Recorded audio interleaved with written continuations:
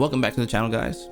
In today's video, what I want to go over is training mode and its features. So essentially what the goal of this video is to highlight all the training mode features and the drop down menus so that it doesn't seem so overwhelming or convoluted or what have you, because I understand that there's a lot of menus here and a lot of mini menus that have a lot of things here, and it's like, what are all these options? So I want to break it down, make it as simple as possible so you know what you're looking at, so you can basically get yourself started the right way in terms of training. There are also going to be some shortcuts that I'm going to give you guys so that you can make your training process a little bit easier, because it's all about getting those gains, you guys. You got to sit in the training mode, get the reps, get the understanding of things so that you can make yourself more proficient in your games. With that being said, let's go ahead and cut right to it and let's talk about the training mode and its features. So first, what I want to go ahead and do is highlight that this is the pause menu within the training mode, and you'll spend a lot of time here kind of messing around with stuff, but more importantly, the training settings in particular. Don't forget, in the pause menu, you do have access to your command list. You can change your buttons, you can change the sound settings. You can hide the menu if you just like what you see on the screen. If you'd like, if you want to take cool screen caps of things, this is what you can do for that. It takes you back to character select right here in this option, obviously main menu, and to close the pause menu. But where we're going to spend a lot of our time actually is here in the training settings. As a reminder, I did say in the last video that you should have a record and playback buttons configured for your controller. So be sure to come into the button settings and come to the very bottom and have record and playback options for your buttons to make life easier when you're actually doing record and playback features, which we'll talk about very, very soon. So we're going to close out of here. We're going to go to the training settings. So training settings, this is pretty much, this can be very overwhelming. There's a slew of options here, as you can see, on the right side here. It has all the options that are in each one of these, menus. They all have their own extra drop down menus, if you will. And we're going to go through all of these, and I'm going to highlight what these are, what they do, and why they're important for your training. So for starters, let's start with the opponent status. So in this menu, basically we'll start here at the top, the opponent state, which is training dummy. Pretty standard. They don't do anything unless you do a record and playback feature, but otherwise you can come here, go to controller. If you have a second player or a friend that you want to do offline training mode with, because this game does have offline and online training mode together, you can set it here and you can train with a friend to try things, or you can set it to CPU. And underneath has the difficulty in which that you can use to raise the difficulty to, kind of mess around, get a feel for things in a matchup. You can also hold the square or X button on Xbox, if you will, to go up and down by increments of 25. And that works for any of the values here in the training mode. There are lots of little knickknacks and shortcuts you guys should know. So moving forward, then you also have counter hit state, normal hit, forced counter hit, which means it's always going to be counter hit no matter what on the first hit, and it can be set to random. And when you have options like these in particular that have it set to random, this is to try to help you essentially build hit confirming skills, or being able to confirm what's happening on the screen so you can follow up correctly. Okay, you have stance. Obviously this is pretty straightforward: standing, crouching, jumping, high jump, or super jump, if you will. So you can use these to kind of gauge certain instances and test certain scenarios based on if your opponent is crouching for crouching confirms, standing cross-up situations, crouching cross-up situations, air to airing them with the jump here, when you intercept them with that, and same with high jump. You can also use these to kind of test and see if you can escape certain options with certain characters, so just keep that in mind. Generally speaking, I think you'll mostly be going between standing and crouching state for your dummies, so just keep that in mind. Block settings, no guard, obviously no guard. This is pretty self-explanatory. No guard, all guard, guard after first hit. Guard after first hit is good for checking your combo execution in the instance that you may, go for a combo and it wasn't a real combo, if you will. So you kind of want to have this if your opponent's standing or you're not, and they're not bursted on or anything like that, red RC. You want to make sure that you check your combos, make sure that everything is hitting correctly, and make sure that the hit counter continues to go up, which is why you would have guard after first hit. Guard only first hit is for double checking certain frame traps, or if the opponent maybe released their guard and it wasn't a counter hit state or what have you. And then you have random guard, which again goes back to what I said earlier about using random guard to as a means of checking your hit confirms, be it counter hit or normal hit. So this is a little bit, the random block is a little bit more advanced, but there's also an extra feature here, which is the all guard, right? On all guard, you know, the dummy will block everything, right? And then it has block switching, which means they will essentially change their guard. You know, if something's a cross up, they'll change their guard. If it's a high or low, they'll guard everything literally. And you can have it switch on the second block, etc., or random. So normally I leave it on disabled, so just to test cross up situations and whatnot. Let's see, block type, normal block, instant block, faultless defense, and instant faultless defense, and then there's random. So these are all the guard types in Guilty Gear Strive. So you can test these things out if you so choose. Now, recovery, this is based on wall situations, right? If your opponent or, you know, you are against the wall from a wall splat, these are the different types of recoveries that you can do, which is neutral, front, back, and you can also set it to random. Generally speaking, this doesn't really apply right now. Honestly, in the current scheme of things in the game, it's still early. Not very many people are gonna not break the wall, so this is just very this is a very situational option, so no need to worry about this too much right now. Throw clash, this is basically the throw break. So your dummy, you can set the dummy to break throws on if you so choose. You know, you can enable it, disable it, make it random, so you can, you know, test your throw, see if your throw game's on point. Wall break, you know, when you get into the wall, you can leave it at normal.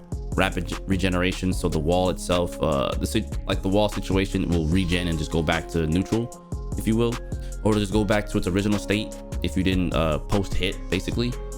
And then you have instant wall stick, so when you hit them against the wall, they'll just instantly wall splat, and you can kind of practice combos from that point. Generally speaking, I would tell you to leave it on normal, because these two options, I think the wall situation is very unique, so I think it's pretty important to just keep it on normal for right now. I think the other two are a little bit more advanced when you like kind of understand how to play the game and want to recreate those scenarios, so stick to normal for now. Stagger recovery, if you play the tutorial mode, you know that, you know, you press a single button input and you get the stagger. Escape, this is for the dummy to escape stagger situations, so you can check and see if your combos are real from a stagger. So for example, May's counter hit dolphin causes stagger. Eno stroke the big tree causes stagger. So you'd want to check, you know, between the different types of stagger, between normal, fast, and slow, and see if you can get like real combos. And, you know, you want to be able to double check your combos and make sure you're in a good situation, because people can actually stagger escape, and your combos that were combos that look like combos are no longer combos because they stagger escaped out. So just keep that in mind for stagger combos. Now we have the auto blue psych burst and the yellow Roman cancels. So essentially what these are, so auto blue psych burst and yellow Roman cancels, this is based on your opponent getting hit, and you can set, you know, the amount of hits that you want. I think this goes all the way up to, yeah, it goes all the way up to like 20, right? And you can set it to random. And since the combos aren't really too long in terms of hits, you can set it to wherever, you know, you want. Say you want to test, you know, making your combos burst safe on a certain hit. Maybe you'll be able to burst bait, etc., etc. You know, so you have a way to test if your combos are burst safe. So this is what this is for. And you can have it set to immediate burst or random. Definitely I would tell you to set it to immediate, because random, while it can help you, I think it's more, you know, it's more apparent when it's like immediate. A quick example of that, not to take up too much more on this, is that if you played a match and you wanted to replay or recreate the scenario of which when your opponent decided to use their burst, it would be wise to like pay attention to the hit that they bursted on, especially if you had a means of baiting it. Then recreate that scenario basically within your combo. Be like, let's say that they bursted on hit 5, then you can practice punishing it on hit 5. So that's essentially what that's for. And the auto yellow Roman cancel is the exact same thing. This is the guard cancel, if you will. So if you're blocking and you press, you know, Roman cancel, you'll get the guard cancel or yellow Roman cancel. and it's the same thing. It works the exact same. On hit 1, 2, 3, 4, 5, 6, 20, you know, get them to guard cancel your pressure. So this will help you essentially learn how to, just like punishing the burst, this will teach you how to bait out and punish LL Roman cancels. You're gonna have to be creative with it, so please be sure to mess around with it if you'd like. So now we're gonna go to the gauge settings. In the gauge settings, this is pretty short and sweet. HP regeneration, generally speaking, I would say leave it on auto, but if you want to do damage checks, then you can go normal, because essentially when I say damage check, what this means is, like, while you can see on the out here, when you come out here, you can see the damage, like the combo damage that you do.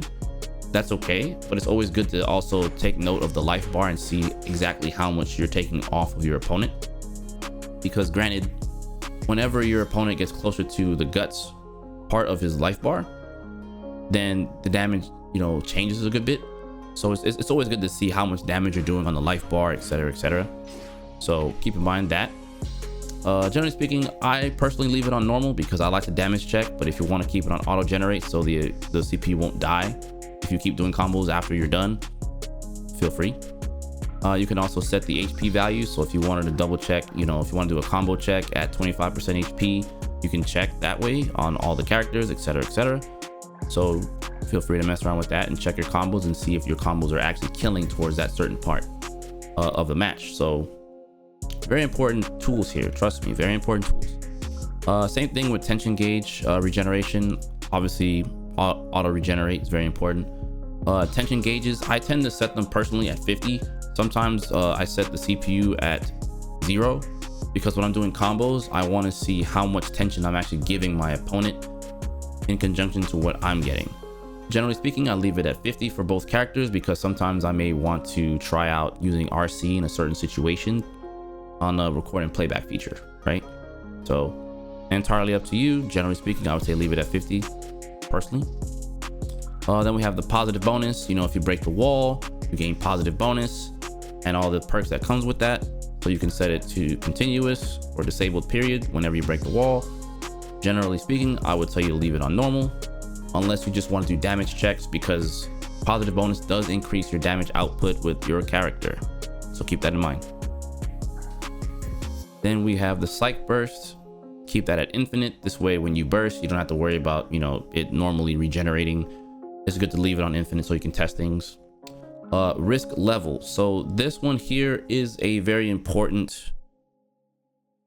I think this one's very important, right? And I think it's very important strictly because when you build up risk in this game, you do more damage when you actually land that hit.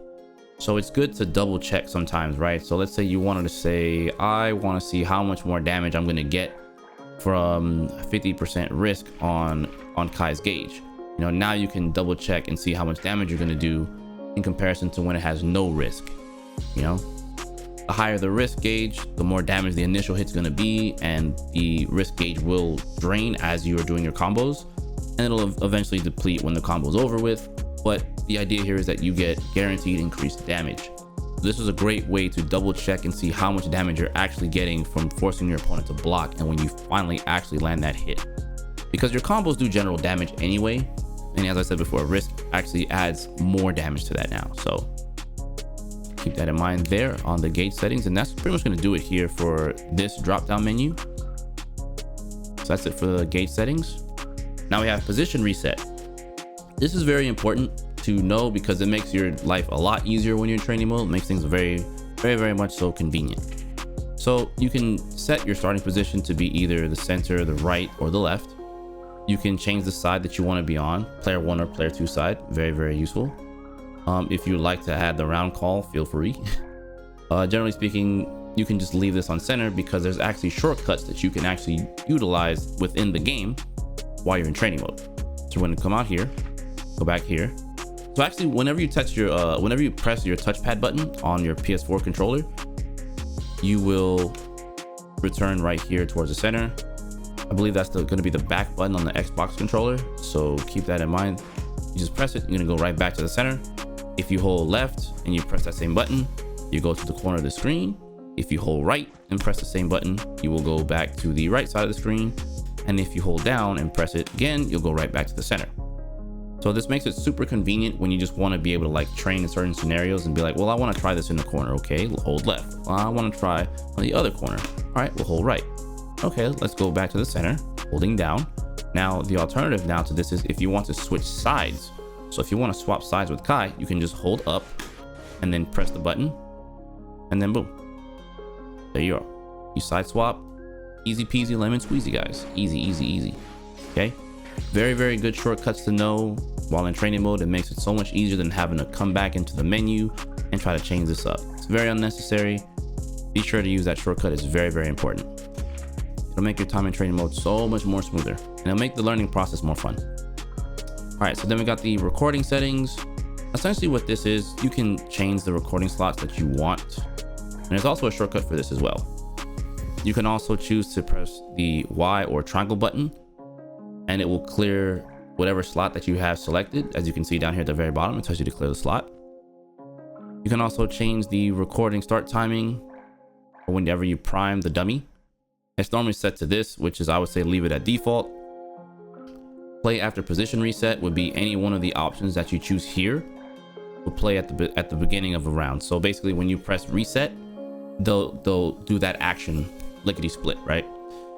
There's another option in here that we're going to get to that does exactly this. So this is just another way of doing this option. So there's two ways to do this.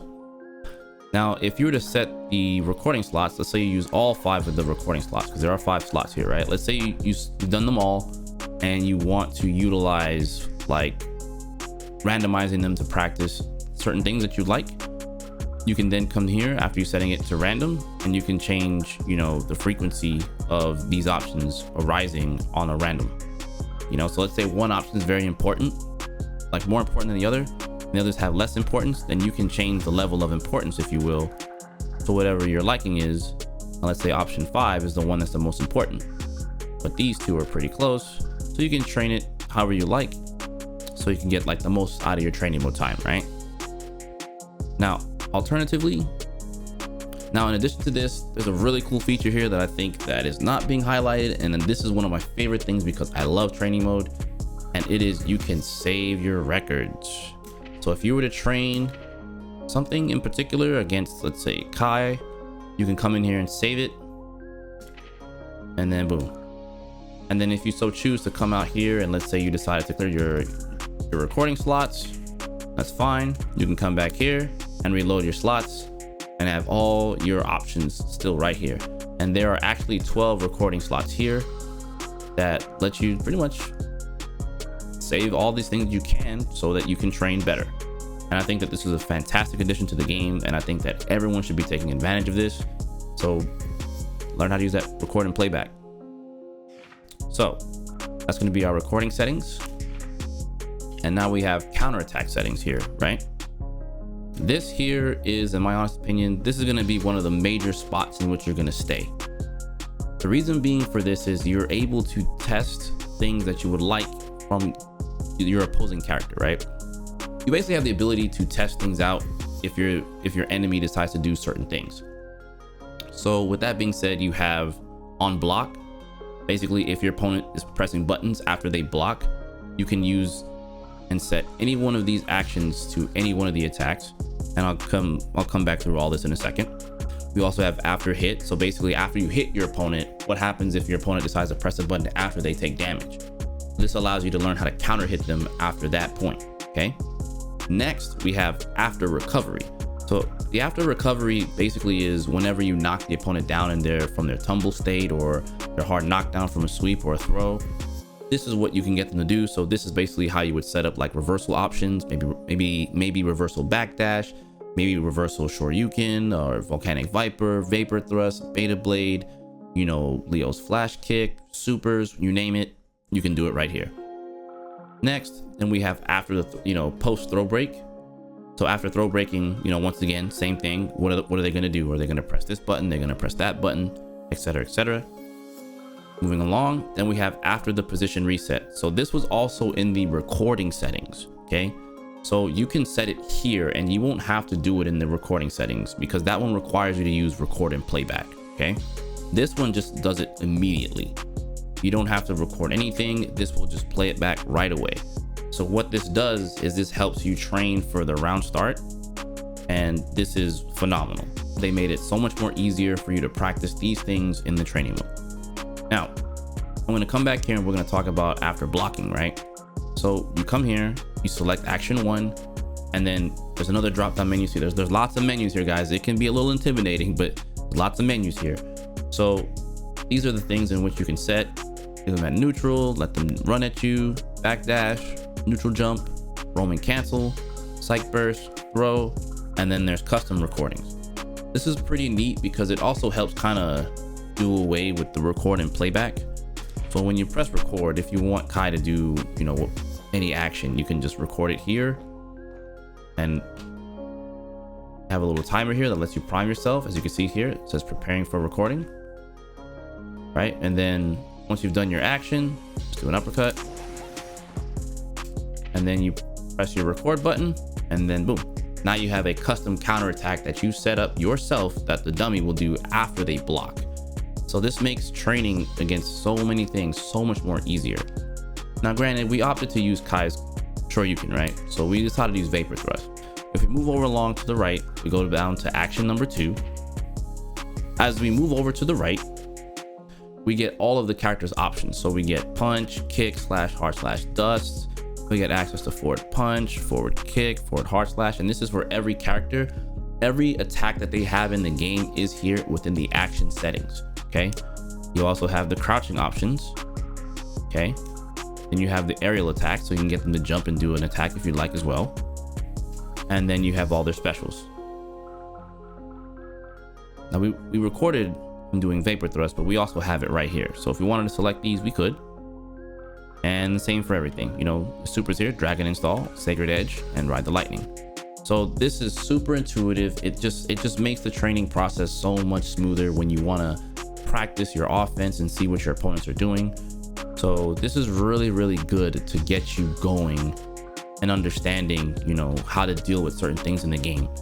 And it's a great way to like literally just train. So yeah, this is a big part of your training, and you will most likely be spending a lot of time right here in the counterattack settings between after they block, after they get hit, and after they recover. These 3 you'll probably spend a lot of time on, strictly because of how the game flow is, you know. So understand that you want to get really familiar with this menu. This is, I'll tell you from experience, when I train, I spend a lot of time here, so you will too, trust me. So that's gonna do it for the counterattack settings. Now we're gonna get into the character specific settings. So these are character specific settings for each character in the game. There's only so many characters so far that do have some unique things. So here we have Kai's shock state. You know, you can set it to continuous or normal. Dragon Install with Kai, same thing. Axel's One Vision, same thing. These are all Faust items. You can, when it's set to normal, it will randomize whatever the item is. Otherwise, if you are a Faust player and you want to test certain items when you toss them out, bomb, the weight, the donut, the banana, the afro, meteor, mini Faust, trumpet, hammer, and that's it. So if you want to practice certain scenarios with that, you can select your item of choice and just practice with it as you so choose. Okay. Then we have the Eddy Gauge for Zato. It can be rapid gen or infinite. Generally speaking, I would say leave it at normal, because you're going to be hitting reset anyway if you play Zato to be in it, you know. Basically, if you play Zato, you're going to most likely not really use rapid regen and or infinite. You'll most likely just be pressing the reset anyway to kind of mess around with things. So make your life more easier just by leaving it at normal and just pressing reset. And then we have the Blood Gauge for Naga Ryuki, which is the same thing as Eddy. Normal, rapid regen, and then you're going to be in Blood Rage when you start. Okay, so that's going to do it for the character option. Almost done, guys. Now we got the combo recipe settings. This here is very intuitive. It kind of helps you learn combos because you can save them, right? So you can leave the recipe display on for record or fixed. Pretty much you can leave it on record. And if you are to do a combo, right? If you're actually to do a combo, you'll end up essentially seeing what the inputs are, right? All right, so to check the combo recipe, what we do is,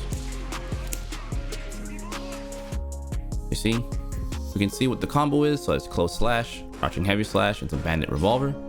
Very easy. Go for that. Boom. Close slash, crouching slash, bandit revolver. So now it makes it a lot easier to kind of look at this. And then you can come back in here, combo recipe, and you can save the recipe. And you can save up to 30 recipes. That's 30 combos you can just save and just look at. So we're gonna go ahead and save that. Then we can load it if we like, and we can see what the combo recipe is. Okay.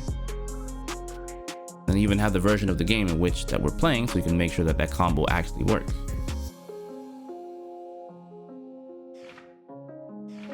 So then obviously we get to change character. We can come here and you can adjust whoever you want to use. So if you're done playing as Soul and you want to play your secondary, so let's say your secondary is Faust, you can pick Faust. And let's say you're done practicing stuff on Kai, you can move over from Kai and play whoever you want. And you can change the stage and you can change the music to whatever you want. Making life super easy. Okay. Then lastly, we have the display settings. So this is your virtual controller display. When you come out, you see the virtual controller display for both characters. As you can see the stick inputs, the button inputs. So you can essentially look and see if you've been missing your inputs, essentially. There's also the inputs on the left side too, so you have two ways of checking that out, okay? Not to mention, when we come back in here, we can choose wherever we want the virtual controller to display.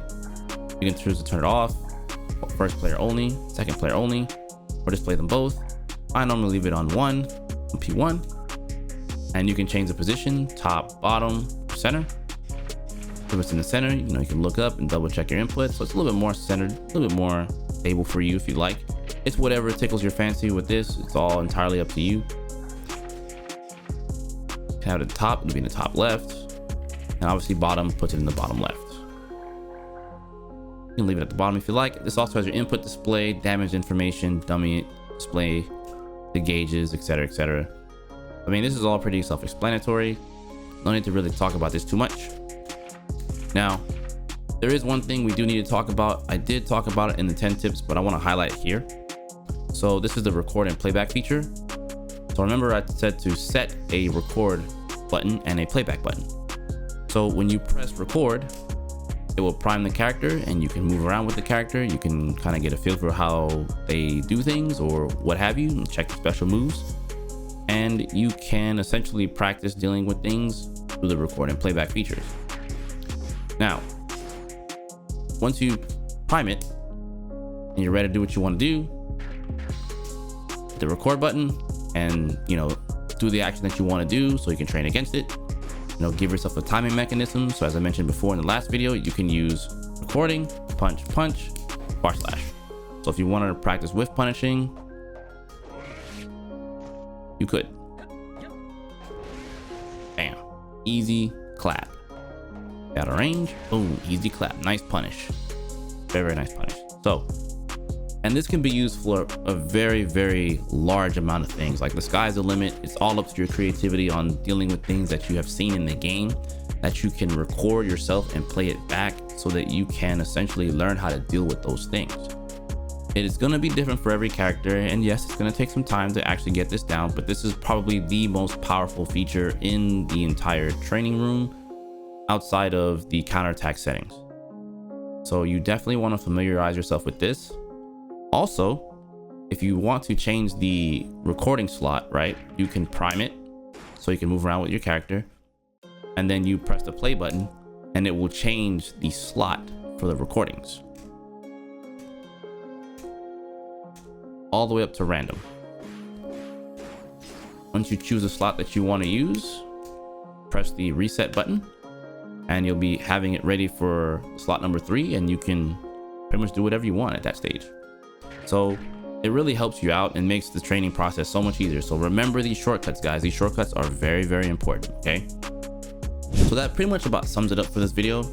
Essentially, I really want you guys to know what the features are here in training mode so that you won't feel overwhelmed. I know that there are a lot of menus and I know that it can seem a little convoluted, But once you learn how to navigate the training mode, it will make your life so much easier in terms of training your offense, your defense, you know, recording playback settings, you know, recreating scenarios. It's just going to be a wonderful time. Yes, it's training. Yes, it can be boring, but you can make it fun by, you know, training and doing the things necessary so that you can find more proficiency. Because, you know, the biggest goal for knowing how to utilize training mode is to increase your proficiency. I will be the first to tell you, I understand to a certain degree, training mode sometimes is a little boring. But if you think of the training mode as the gym, essentially this is where you train to get your reps. This is where you train to, you know, get those gains so that you can be net positive when you're playing your matches. So you will have more knowledge and more understanding of situations so that you can be a lot more comfortable when you're playing, you know, your matches. So now, before I get up out of here, obviously I'm going to encourage you guys to hit the subscribe, notification bell, stay up to date with anything and everything on this channel. I'll be back with more tutorials. Let me know how you guys feel about this in the comments below. Feel free to give me any kind of feedback that you so choose. If you have any ideas that you think that could probably help out from a beginner standpoint or intermediate standpoint, please feel free to let me know. Let me know in the comments, you guys. I want to make these videos as sweet as possible for you guys, so you guys can get the proper learning you need within a nice, reasonable time frame. Okay. With that being said, I'm gonna go ahead and get up out of here, you guys. This is ShinKensou once again. Until next time, take care, everybody.